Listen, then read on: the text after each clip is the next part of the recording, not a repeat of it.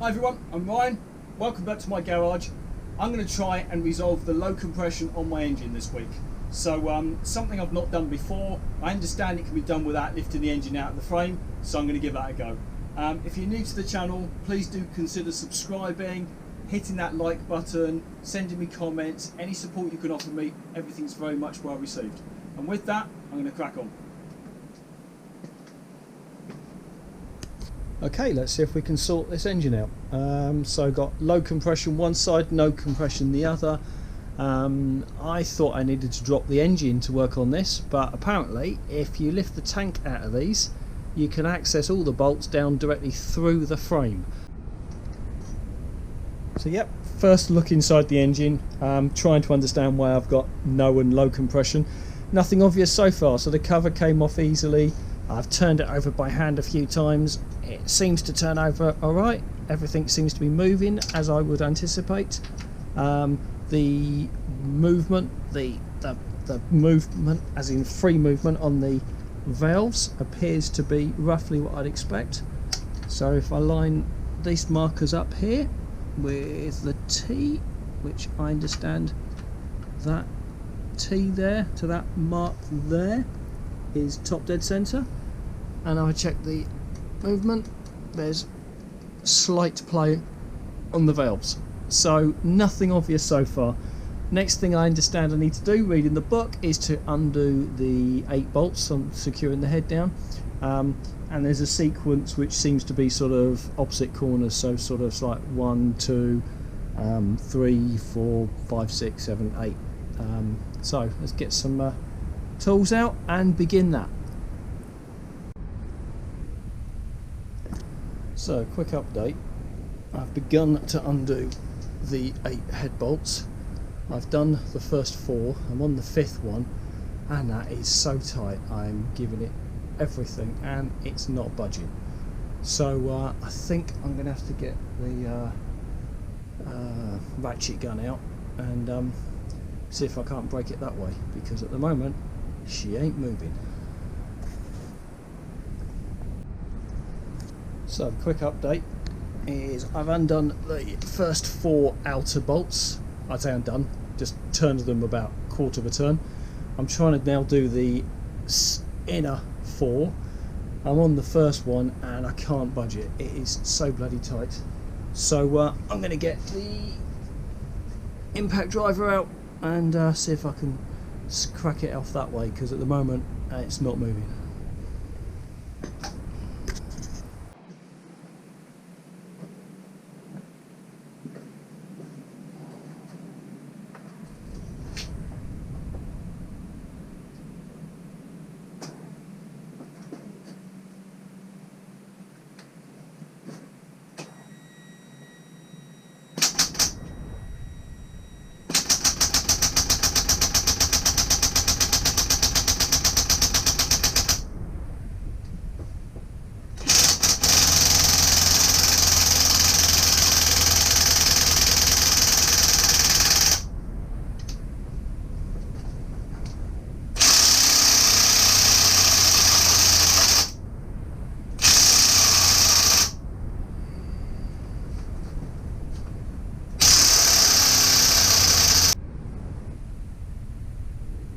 So that concludes the first evening's attempts. I've managed to just tweak 7 of the 8 head bolts, just by about a quarter of a turn.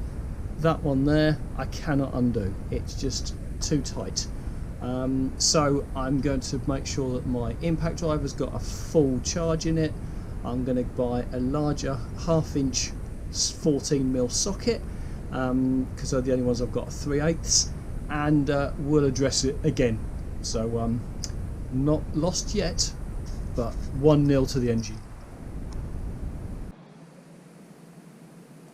So next day, bigger tools. I think this should really sort it out. So, let's see.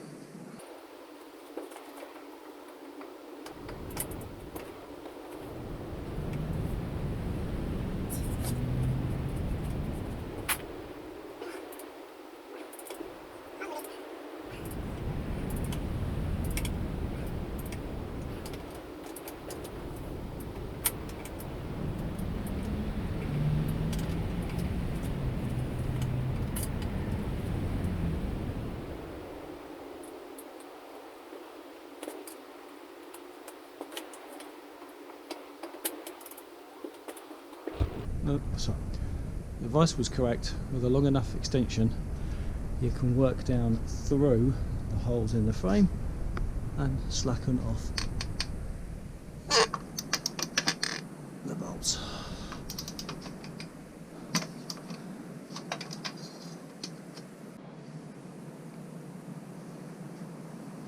Just having a bloody nightmare scenario.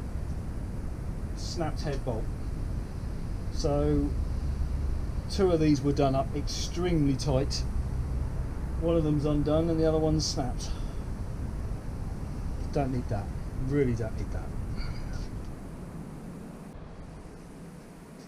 Okay, so I've just pulled out 4 external bolts with the carriers. Interestingly, I've noticed that the bolts are different lengths. 2 shorter ones running at the back. Together. So there's the 4 inner head bolts, and you can clearly see that this one has snapped off at the point where they all become corroded. So clean at the top, corroded down below, badly corroded in the middle, and that's exactly where this one's snapped off.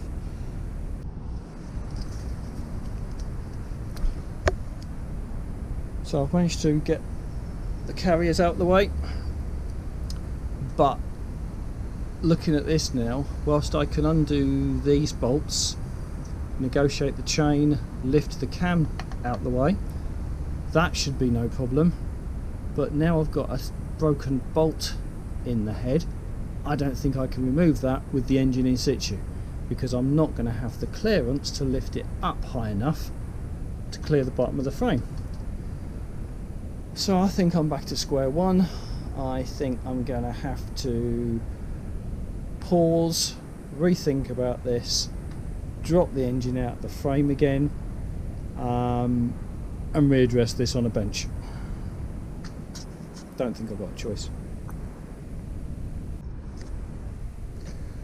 So, having removed the cam, which was easy, I think I've got one hope left, and that is if I can separate the head from the cylinder, I might have enough space just to lift this part of the engine out under the frame and away, and then the head and then the actual cylinder separately. But they appear to be very firmly bonded, so I'm going to try and just gently use sort of some pry bar in here just to see if I can encourage some separation. If I can get anything, I think I'll stand half a chance, but the material's like butter, so I need to be very careful.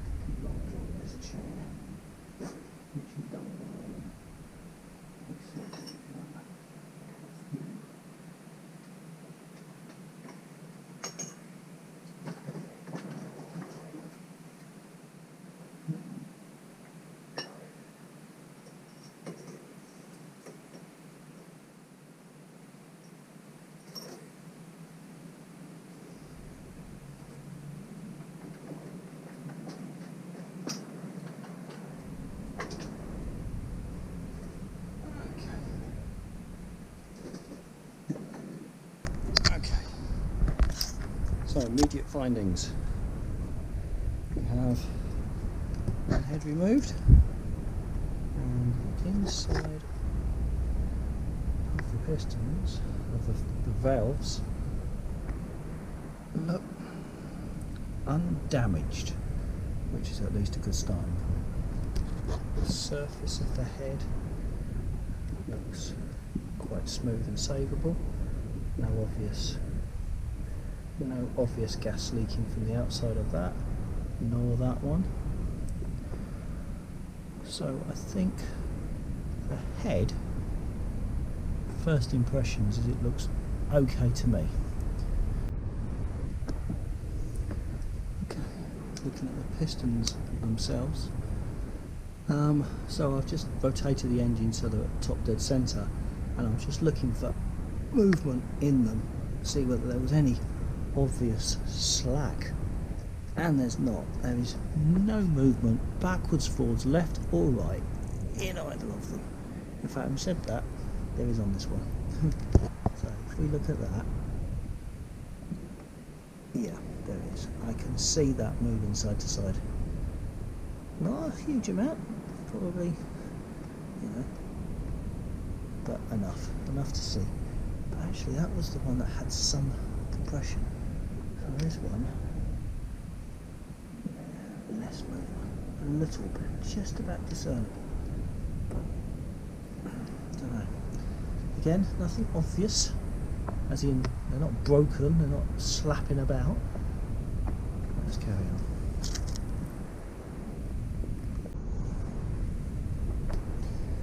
Okay, so I've got the head up so far, so it's just about to lift off. The head gasket has lifted out the way, and that seems intact and complete.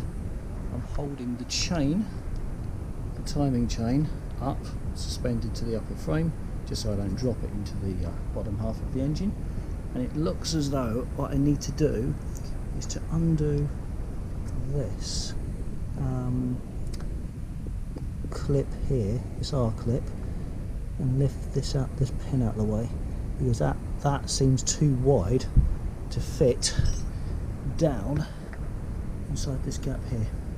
So I'm just trying to remove that clip and then see if I can draw the head up over the top.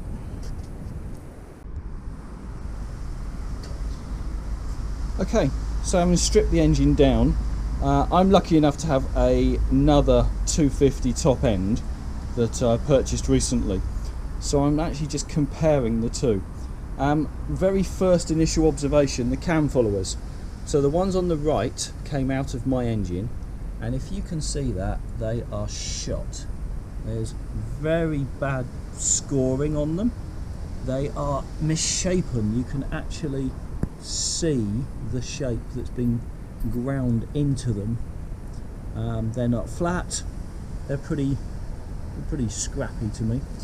Now the ones that came in the other head that I've got, by comparison, look shiny, they look level, they look flat, they look like a much better set of cam followers. So my gut feeling is that I'm going to use the cam followers on the left in the kit that I bought, because they just appear to be much better.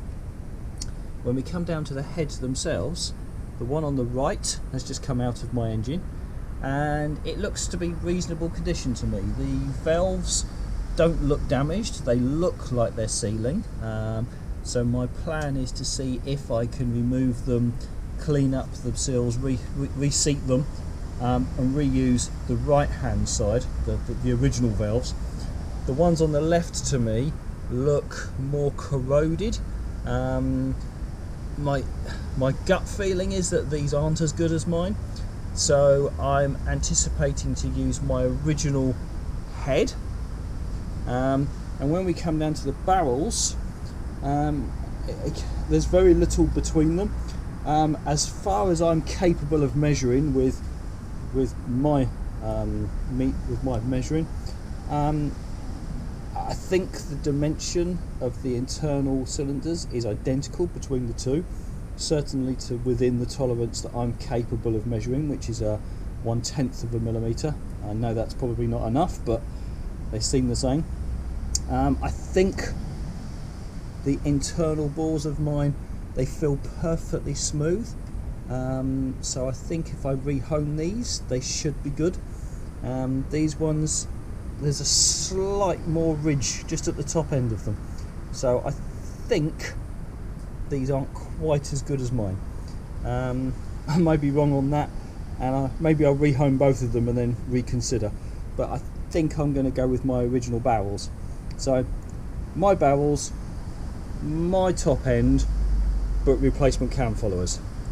That's my expected route.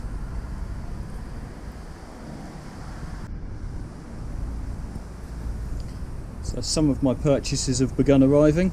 A full gasket set for the engine, which I'm clearly going to need, and then I bought a honing tool as well, which never used before, but this I think is the right size for the engine. It's a small engine honing tool, so that should fit within the bores comfortably. And as I understand it, I need to get like a nice cross hatch pattern onto the surface, so we'll be trying that later once I've addressed my other issues.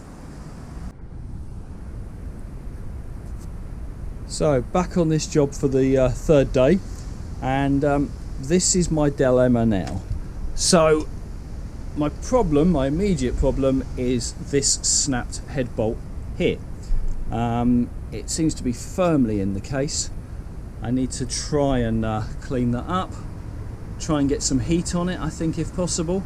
Now I've got no doubt at all that the experts on there would simply weld a nut onto the top and with the right tools wind it out.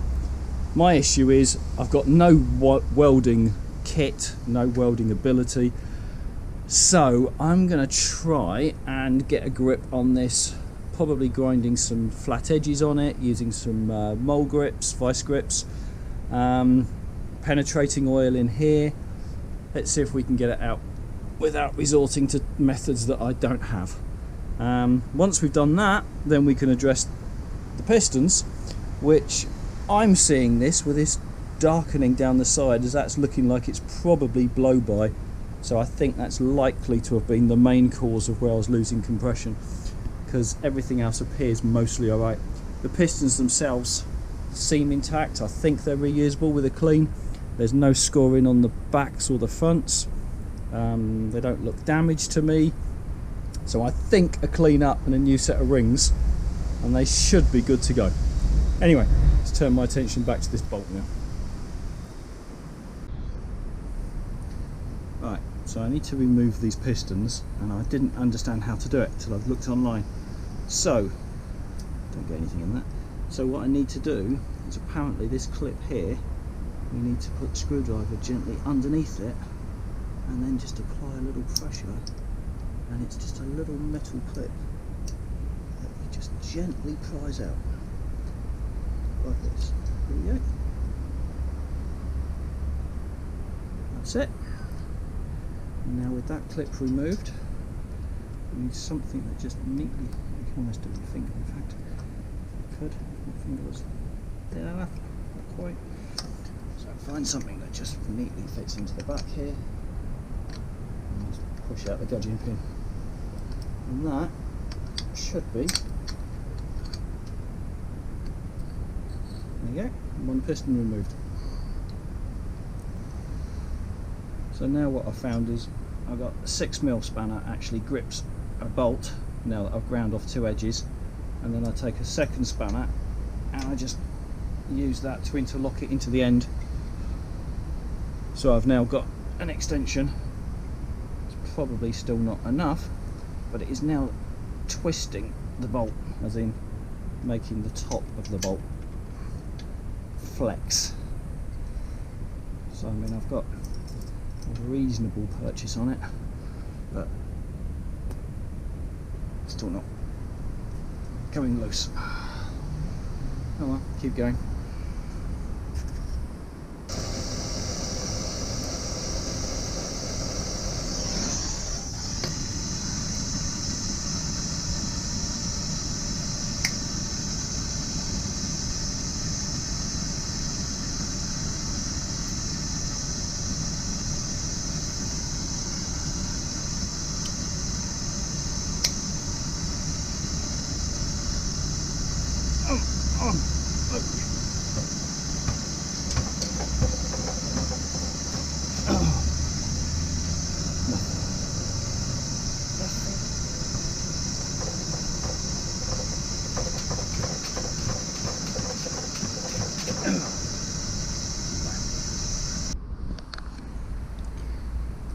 So my next idea is I've just gone and bought a tap and die set. I'm thinking maybe I can tap a thread into the top of this, put a couple of bolts on it, and then tighten up on the lower bolt. That might work. It's a tool I don't have, can make use for it in the future, so let's give it a go. Okay, so I've determined that an M8 should, in theory, be possible to cut onto this shaft. So I'm just going to slowly see if I can succeed.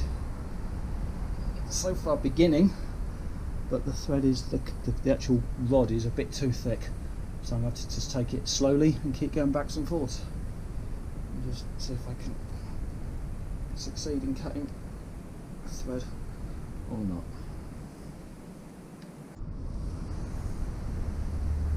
Okay, so I've managed to thread the rod and put a couple of bolts on it.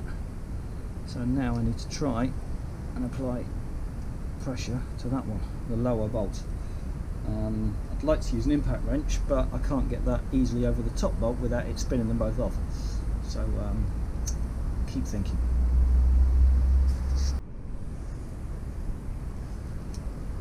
So attempt number one did everything except get the bolt out. So it threaded successfully. I got the two bolts on. I wound it to the point whereby I was trying, and it snapped the top of the bolt off again. So I'm going to try that again, put another thread in it, and give it another go. So I've been working on this all day. Doesn't make interesting viewing, but that's the fact. This bolt is absolutely hard stuck. I keep putting a spanner on it.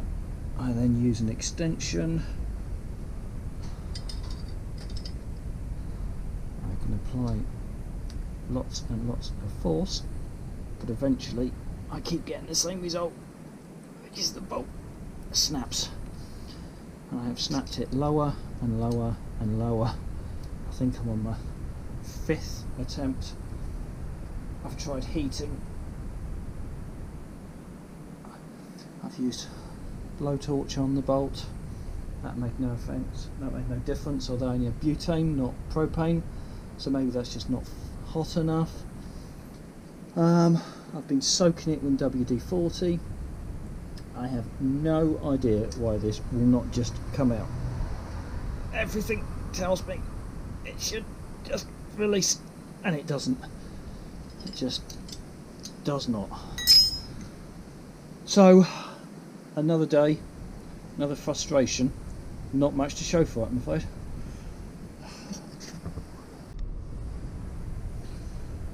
Okay, I'm on about attempt number 8. I keep snapping the top of this bolt off. So one thing I've evaluated is my burner. I don't think I'm getting it hot enough to break the seal, so I've gone and built myself a new burner. Hopefully that will give a much better flame and gives me half a fighting chance.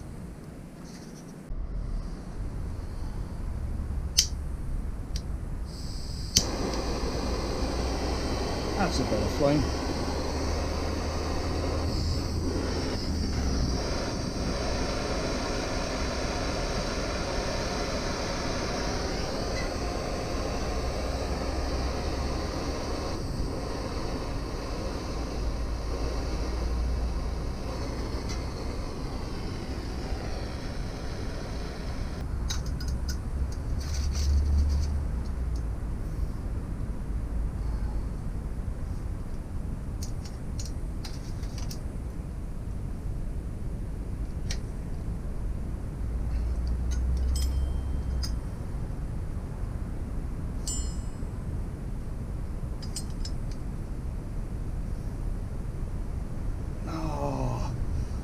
I'm back.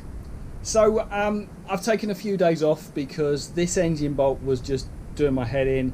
I was in danger of damaging the engine catastrophically, so I've walked away, had a few days off with my family, but I'm back on it now. So with a fresh, calm mind, I think this is my next approach. So this is my current challenge. The bolts got shorter and shorter with each failed attempt. I'm going to try and protect the chain guard because it's plastic with some foil. I'm going to try and heat the case in there with a flame as much as possible, in the principle that if I can get the case to expand slightly, maybe that will help me release the bolt. So heat the case, don't focus the heat on the bolt this time, because I tried that before and it didn't seem to work. And then with the case warmed up, try and crack that bolt. Wish me luck. Right then, there goes nothing.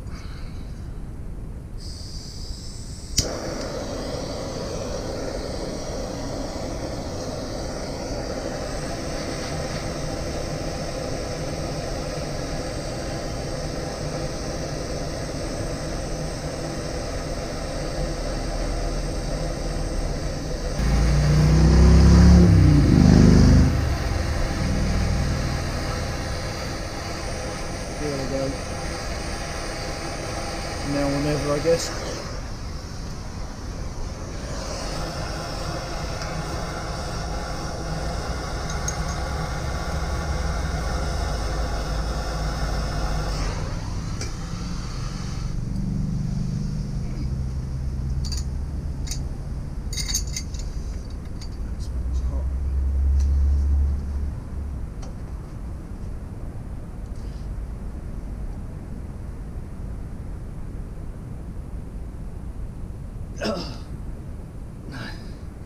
It's just a fucking box.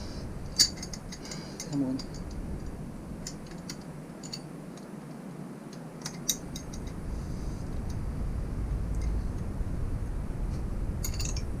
Maybe I'll chuck it.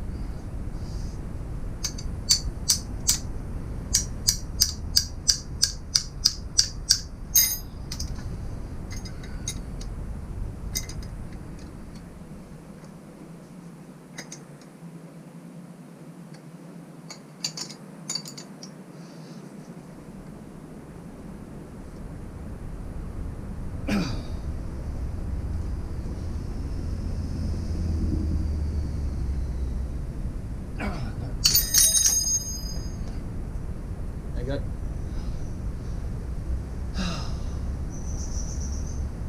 Every time.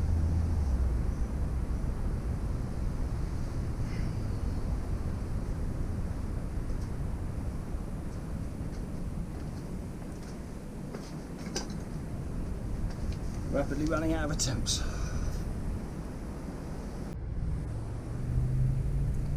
Okay, so I'm pushing ahead and I'm going to see if we can't work out why I was losing compression. So taking the pistons out, obviously marked them left and right, and I was trying to check out the piston rings. So I've removed the top ring there from each piston, and I've slid it down inside the barrel, because my understanding is that if I take the top piston and put it inside the barrel, according to the manual here, it tells me, if I'm reading this right, that the top end gap should be between 0.3 and 0.1 and 0.3 mil, with a service limit of 0.5. So I have feeler gauge, I've got the, if you can see that, that's the 0.5 mil. There's the gap, and the feeler gauge comfortably fits through the gap. So that tells me that despite my amateur eyes thinking it looked alright, it clearly isn't. So that's the left.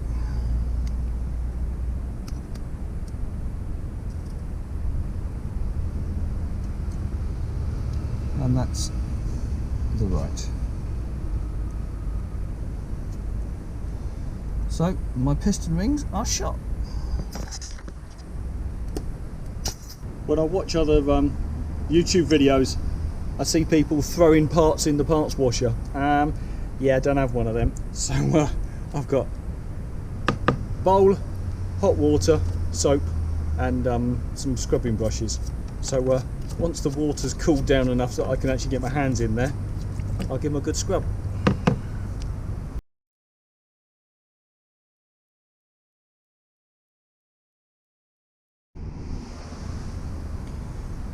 So fresh out of the parts washer, or washing up bowl as we like to call it in our household.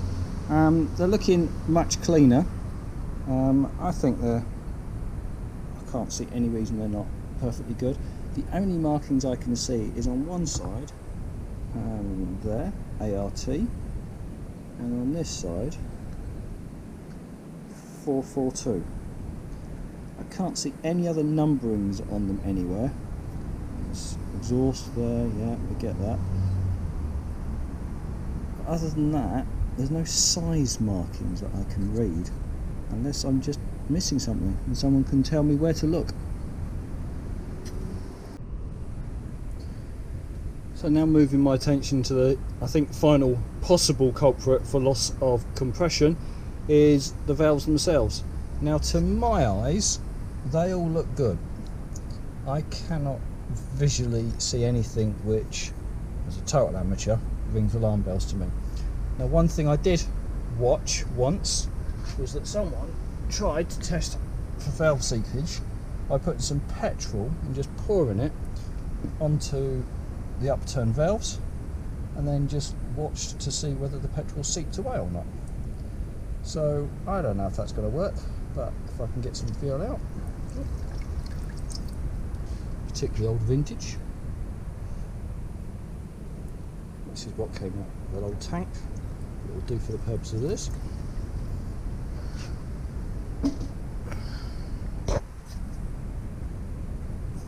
And that one is clearly draining away. And that one is holding the fluid. Right. Okay. So we have another issue. Yeah, that's clearly just draining and draining and draining. Let's see when it stops.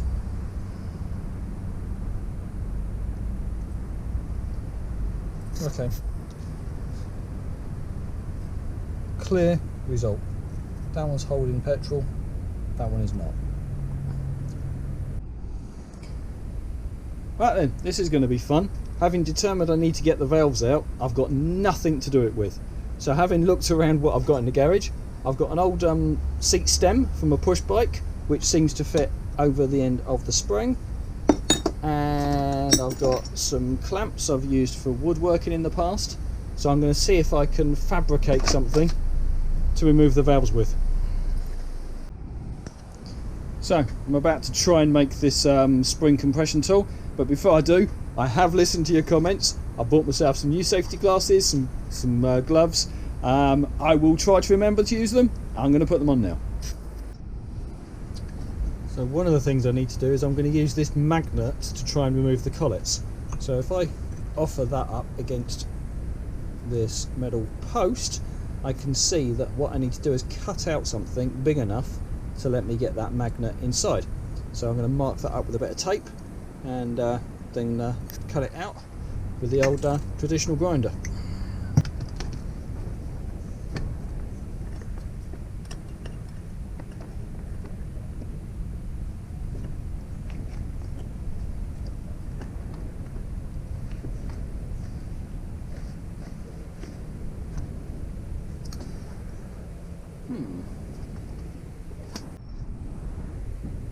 Okay, so the first version of this tool is not working because when I'm trying to apply compression, the tool is trying to slip that way.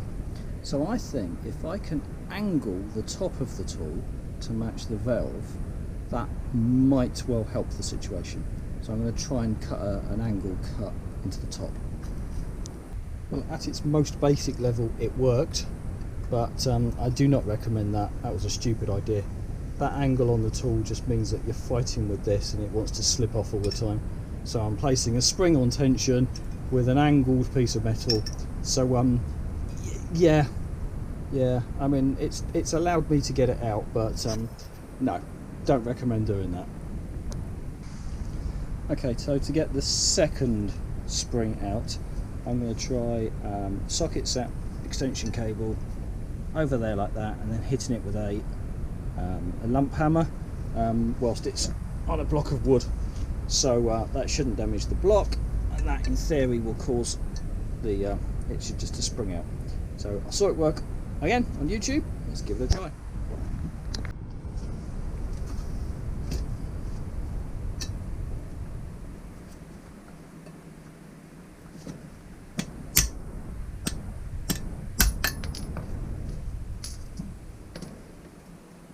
Bloody hell, it worked. Oh, maybe some things on YouTube are true. Guess what? Reality gets in the way of YouTube. So I've managed to remove the springs. The valves look as good as to me as I could possibly determine. They're not, there's no big pitting in them or anything. They look like they would just relap in and create a good seal. They move freely, they come in and out. However, I haven't got any lapping paste. I also don't have the tool necessary to replace all the springs and the retainers. So this is it. This is as far as I can get for now. Well, that's all I can do this weekend. So I need to order some bits to be able to replace the springs and lap the valves. I'm still waiting for delivery of the items necessary to try and address the head bolt. So I've hit a dead end. It's getting late. That's all I can achieve this week. I just have to keep going forward. So thank you very much for your help and encouragement to continue. Your suggestions have been spot on. I've read every comment. Really appreciate your feedback. Thank you. See you soon.